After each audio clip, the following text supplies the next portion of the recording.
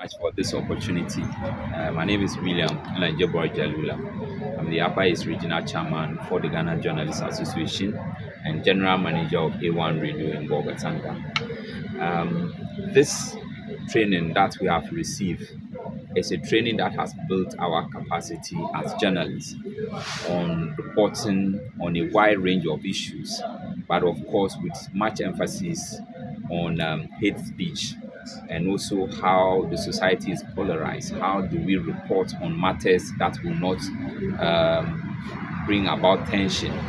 Then also how, as journalists, do we contribute to the building of our democracy? And so for me, that is very important, and I want to thank the Media Foundation for this opportunity. Now to your question about the trustworthiness of journalists and how journalists have been perceived over the years.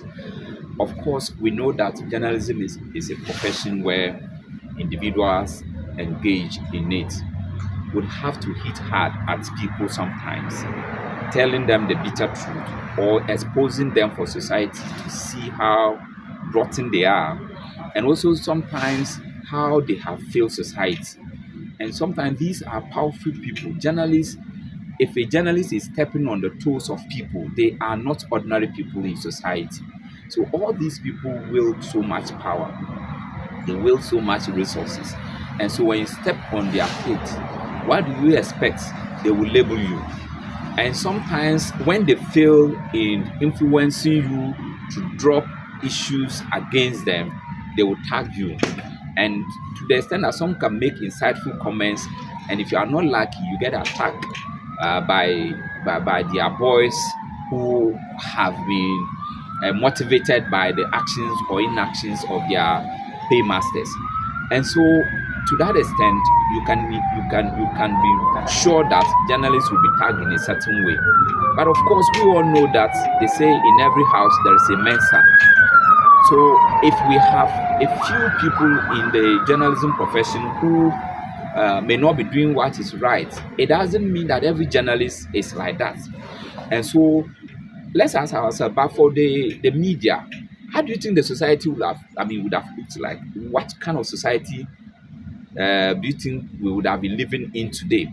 Talk about corruption, the rot we are having in the system now. Even in the past, we have had these things. The expose that the media over the years have made, leading to saving lives, from health sector to the education sector to agri and to all aspects. It is the media that is left for us. And I'm telling you, on the day the media will give up, that will be the day our system will collapse finally. What is holding us today is not the moral uprightness of our leaders. It is not the commitment of our leaders to develop the country. It is not the level of what they tell us that is keeping the country, but it is the watchdog responsibility of the journalists that is keeping us. But for the journalists, I am telling you that this country would have been gone by now. And so nobody should make a mistake and think that or say that journalists are not trustworthy or they are not living up to expectation. Irrespective of the challenges we may have, irrespective of the badness we may have among us, ask yourself, assemble 10 journalists and tell me that you can count up to 2 or more than 1 who are spoiling the system.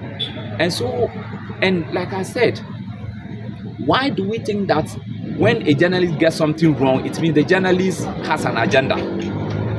Medical doctors commit mistakes and people die in the course of surgery. Teachers teach and they make mistakes and students fail.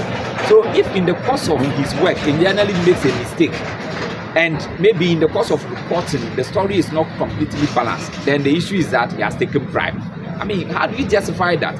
And so as society, we all must be mindful and know that journalism is not for journalists alone. It is for the betterment of society. And we all must do the best we can to ensure that our society is better. And like I said, but for the journalists, this society we are having today wouldn't have been the same. And so there's nothing we should be thinking about than making sure that the capacity of journalists is built so that we all together can have a better Ghana.